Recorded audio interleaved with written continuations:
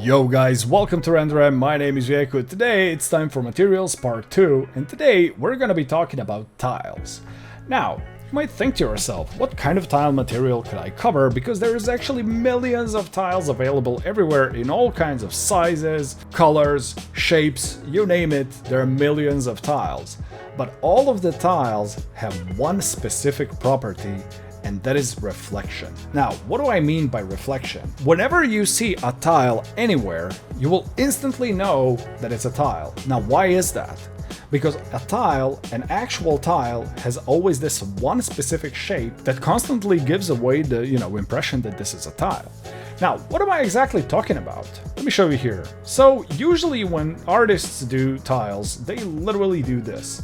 So you have your plane, you put your floor generator on it, you create your tiles in it, and this is basically it. And people just call it a day and say these are tiles. Now, these don't look realistic. You don't really know if these are mirror boxes or some flat boxy surfaces. These don't look like tiles at all. Now, if we zoom in, you can notice that by default, floor generator actually creates an extrusion and the bevel here.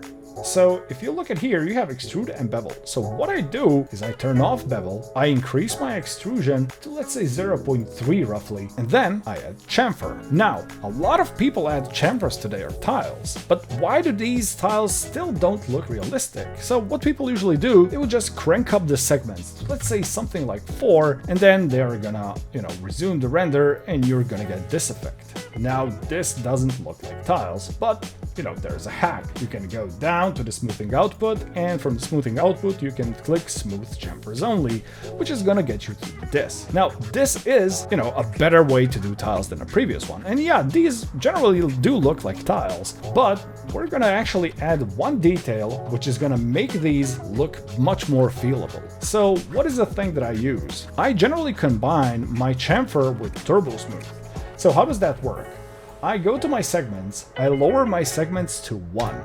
Now, when my segments are 1, here's the important part. So from this point, I go to my inset. I enable the inset, and in the inset, you have two options, face inset and flow loop. So face inset is literally gonna create an inset inside of the polygon that is not chamfered. But if you switch to flow loop is actually going to create a support loop around your chamfer. Now, this is very good for our future turbo smoothing. Now, bear with me. What is the amount of support loop that you need to add? So when it comes to adding support loops, you always need to watch out how does your polygon next to your support loop look like. So for example, if you have a polygon that's this big and you need to add the support loop here somewhere, you always want to aim that your support loop is roughly the same width as your polygon. So your support loop is roughly going to come here.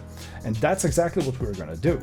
So in the amount section, we're going to increase the amount to kind of match this polygon width. So we're roughly here. Okay, that's that. So if we take a look what's happening with our tiles in general, so like I said, from this point, since we added our support loop, we can now add Turbosmooth. So if I add Turbosmooth, this is the effect that we got. Now you can see on the iteration number 1, you can see that every tile is somehow pronounced. But the thing is, we do need additional iterations. So I usually keep my iterations to 2, or I keep them even to 3 if I need to do some close-up shots. And this is how the tiles look like. Now look at this. This actually reminds you of the tiles that you see outside. Now, when it comes to the close-ups, if I zoom in a little bit, you can actually see how these reflections are so nicely bending. It's like each tile is this separate object and the reflection kind of curves around it really nicely. So if we crank our iterations to number 3, we're just gonna get a much clearer result. And in general, these tiles really do resemble the real-life tiles that you see outside. Now, if you want to crank up the whole tile detailing, every time when you get a person to come and do your tiles, or maybe you do your tiles at home, everybody aims that the tiles are completely straight, like parallel next to one another.